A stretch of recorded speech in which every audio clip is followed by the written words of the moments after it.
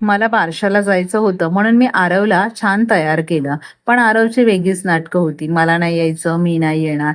कसंबसं मी त्याला तयार केलं. मग मी आणि नानी आम्ही दोघी मिळून बारशाला जायला निघालो. बारशाचं घर जास्त लांब नव्हतं, जवळच होतं. थोड्या अंतरावर होतं. त्यानंतर आम्ही बारशाच्या ठिकाणी पोहोचलो.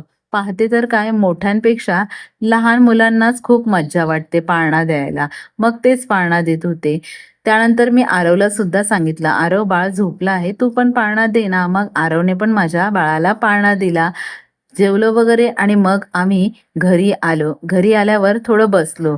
आरव आपल्या आजीशी छान गप्पा मारत होत्या. इकडच्या-तिकडच्या गोष्टी तो तिला सांगत होता. ते सुद्धा मस्त रंगवून सांगत होत्या. आणि हो, तुम्हाला माझा हा व्हिडिओ कसा वाटला ते मला नक्की सांगा. प्लीज सबस्क्राईब करायला विसरू नका. आरव पण माझा तुम्हाला सांगत आहे, की सबस्क्राईब करा.